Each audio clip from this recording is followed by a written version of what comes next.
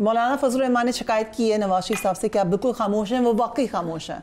खान साहब जेल के अंदर हैं, प्रेसिडेंट साहब जितना बोल सकते हैं वो उतना ही बोल सकते हैं। आपको लग रहा है कि लीडरशिप इस वक्त आपको फोर फ्रंट पे नजर आ रही है मुल्क की पॉलिटिकल? नहीं, मुझे तो कोई भी इस वक्त नज़र नहीं आ रहा ना, कोई भी फ्रंट पर नज़र नहीं आ रहा। बेसिकली प्रॉब्लम ये है कि एक शहद का प्याला है और दो उसके जो है वो बीमार हैं। राइट दोनों चाहते हैं कि वो हासिल कर लें। पीटीआई भी उसी जंग में लगी हुई है और इस वक्त पीएमएलएन या हुकूमत उसकी बेनिफिशरी है, तो इस वजह से वो उसको सिक्योर करने में लगी हुई है। और पिछले 1.5 साल से इसी शहद के प्याले के गिर्द पाकिस्तान की सियासत घूम रही है। उसी में ही फिर हमारी इकॉनमी भी आ गई, उसी में ही हमारी मईशत भी आ गई, उसी में ही फिर ये सारा दहशतगर्दी का मामला भी आ गया, क्योंकि सारा का सारा फोकस दोनों जमातों का, दोनों पार्टीज का एक ही तरफ रहा कि वो जो अपना एक नैरेटिव बिल्ड कर रहे हैं और इन्होंने उसको काउंटर कैसे करना है, कि कहीं वो इस नैरेटिव को बिल्ड करते करते जो आज से कुछ साल पहले तक उनके पास एक कार्ड हुआ करता था, कहीं वो अपनी तरफ ना ले लें कि जिसके बेनिफिशियरी इस वक्त पीएमएलएन या गवर्नमेंट बनी हुई है स्लैश,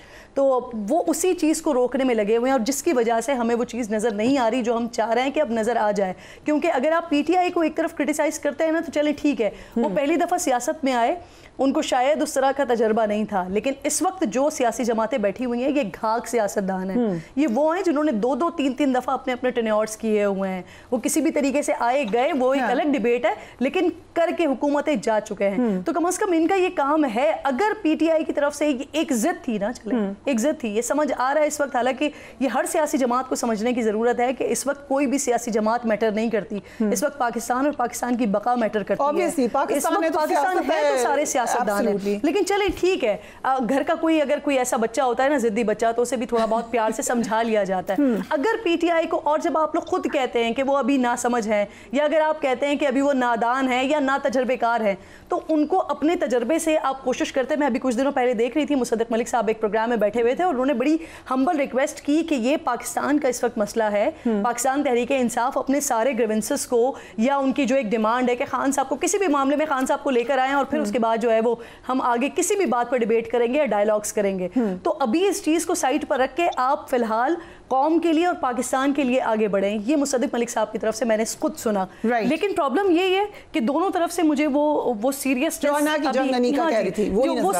अभी मुझे नहीं नजर आ रही है, और जब तक वो सीरियसनेस नहीं आएगी तब तक हमारे हालात जो है ना वो मजीद दिगरगू होते रहेंगे। क्योंकि जब ये आप देखें, जब ये ट्रंप का दौर शुरू हुआ और उन्होंने जो सबसे पहले पाकिस्तान को थैंक यू करके जो दूसरी बात की थी कि हमने जो अफगानिस्तान में असलहा छोड़ा था उसको वापस लेकर आना है, तो आई एम श्योर मुझ समेत हम जितने भी लोग हैं जो रोजाना की बुनियाद पर पॉलिटिक्स पे बात करते हैं, उनको सबसे पहले ये सवाल जहन में आया था कि क्या दोबारा पाकिस्तान को इस्तेमाल करने की कोशिश तो नहीं की जाएगी, और अगर ऐसा कुछ किया जाता है तो फिर हम फ्रंट पर आ जाते हैं, इससे मजीद रिटेलिएशन आती और वो फिर हमारे सामने होना शुरू हुआ। Right, Aamir Ghauri sahab, last word to you, way forward बता दें। अनीका ने कहा डायलॉग कर लेना चाहिए, किरण नाज कह रही हैं कि ऑपोजिशन को ले लेना चाहिए एक स्टेप आगे। What do you think?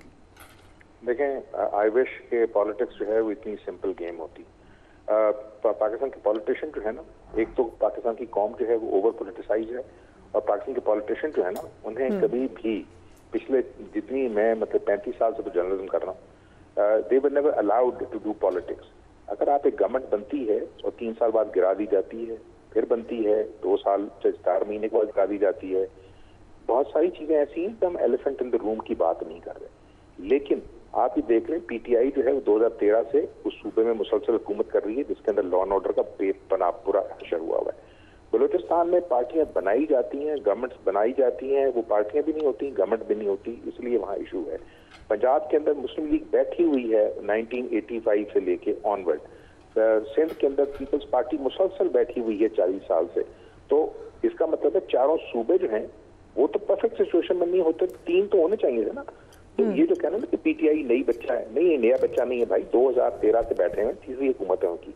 अगर उनको नहीं काम आता तो छोड़ के कहीं और चले जाएं। यहाँ तक कि आप जो पॉलिटिशियंस की बात कर रहे हैं, देखिए फरिया ऐसी पॉलिटिकल पार्टी जिनकी पार्लियामेंट्स के अंदर चाहे प्रोविंशियल हो या नेशनल, टोटल मेंबर्स की तादाद ही 3 या 5 या 7 या 8 हो, ठीक है ना, और वो ये मुसलसल डिमांड करें कि उन्हें जो है वो ट्रीट किया जाए as national leadership for God sake. इसीलिए मैं बार बार ये कह रहा हूँ कि देखें, अगर आप या तो गवर्नमेंट लेना चाह रहे हैं ना, या गवर्नमेंट का हिस्सा बनना चाह रहे हैं, इस चीज को समझने की कोशिश करें। अगर आप गवर्नमेंट का हिस्सा बनना चाह रहे हैं अपने 3 या 7 आदमियों को साथ लेके, 1 मिनिस्ट्री 2 मिनिस्ट्री, तो आप गवर्नमेंट नहीं है। तो जो पार्टी गवर्नमेंट बना रही है ना, अगर फर्ज किया उसके अंदर ये स्किल सेट नहीं है कि वो अपनी सूबे की हुकूमत भी और फेडरल हुकूमत चला सके, तो फिर उसे पॉलिटिक्स इसी तरह की चलानी पड़ेगी जैसा कि पाकिस्तान में चल रही है। राइट, मुझे जो चैलेंजेस हैं वो सारों के कॉमन है। ये जो कहना ना कि सारे मिल के बैठे, नो, अगर ये सारे मिल के बैठ गए तो who will do the opposition इन नहीं, हर मामले पे नहीं कह रहे, हम इस इशू पे कह रहे हैं, सिक्योरिटी के इश्यूज पे। सिक्योरिटी नेशनल हाथ में है ही नहीं ना फरिया, सिक्योरिटी जिनके हाथ में इशू है उनका चैलेंज है ना एवरी डे। ये ओके, ये आई थिंक आप इस ओपिनियन पे ही हम सब ये कह रहे हैं कि वी थिंक ये कलेक्टिव इशू है। कौन, आप मुझे बताएं ना, किसी तरफ से जब इसका इशू आता है, एक पॉलिटिकल पार्टी ने कभी ये नहीं कहा कि बलूचिस्तान में ये ना करे। सवाल सिर्फ जैसे जनरल साहब कह रहे थे ना, मैं ये कह रहा हूँ कि जो अब देखें ना चैलेंज क्या है, हम हमारे लिए बड़ा इजी है इंडिया का नाम लेना, अफगानिस्तान का नाम लेना। बलूचिस्तान के लीडर जो है बाज वो इंग्लैंड में बैठे हैं, कुछ स्विट्जरलैंड में बैठे हैं, उनका इंटरेस्ट अब वहाँ बलूचिस्तान में उतना नहीं रहा जितना किसी जमाने में था। लेकिन जो दूसरे बदमाश हैं वो हमें नहीं पता वो अफगानिस्तान में, हमें नहीं पता वो ईरान में, हमें नहीं पता वो कहाँ बैठे हैं। लेकिन उसमें क्विकली मैं ये भी ऐड कर दूं कोई साहब कि यस, ब्लैक एंड व्हाइट में कोई नहीं कहता कि वे नॉट विद यू, लेकिन there other ways, social media है, दीगर जगह है, नैरेटिव बिल्डिंग है जहाँ पे आप बताते हैं कि वे नॉट विद यू। रियासत जो है ना, रियासत को जो एनिमी है उसको स्पॉट करना है और उसको डिस्ट्रॉय करना है, वो जहाँ बैठा हुआ है। एक चीज हम भूल रहे हैं कि पाकिस्तान के अंदर जो हो रहा है वो मुल्हिका इलाके से बहुत ज़्यादा उसके ताने बाने मिलते हैं।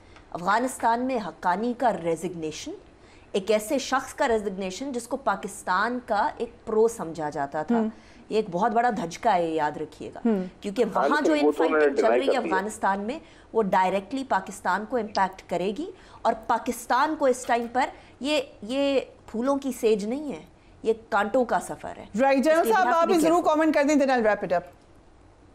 जी देखिए Fariya, we need to understand जो पूरा स्पेक्ट्रम है, खासतौर पे जो बलोचिस्तान में एप्लीकेशन है। अब देखिए हम जैसे बात करते हैं कि जो हार्डकोर इनकी लीडरशिप है वो तो कोई बाहर बैठी हुई है, फिर इंडिया में बैठी है, अफगानिस्तान में बैठी है, और कई मासूम बच्चों को यूज भी कर रहे हैं जिनको ये ले गए फ्रॉम पाकिस्तान। लेकिन अब इस पे ऐड हो गया जी अफगान तालिबान भी, क्योंकि वो वॉर के अलावा तो वहां पे कोई जॉब्स तो उनके पास है नहीं, उन्होंने जंग ही लड़ दी है। जो भी उनको 12-13,000 15,000 20,000 मिलने हैं, इंडिया इज द कैपेसिटी, वो पूरा उनको पैसे दे सकते हैं। इट्स अ टाइट रोप। लेकिन हमें थोड़ा सा अपना बलोचिस्तान की जो डायनेमिक्स है जी उसको समझते हुए बहुत सीरियस स्ट्रेटजी क्राफ्ट करनी होगी। और देखिए अनफॉर्चुनेटली बलोचिस्तान के हालात ये हैं कि वहां की पॉलिटिक्स, वहां की सोशल डिसरप्टिव मूवमेंट्स या वहां की फ्रिक्शन तीनों जो अपना नैरेटिव बिल्ड करती हैं वो डेप्रीविएशन और बलूचिस्तान के साथ ज्यादतियों के साथ करती हैं, जिसमें बहुत से अवामिल शामिल हैं। माजी के बैगेज से निकलना होगा, माजी की गलतियों से सीख कर हमें आगे क्राउडफुली करना होगा और क्रिएट करनी होगी एन एनवायरनमेंट।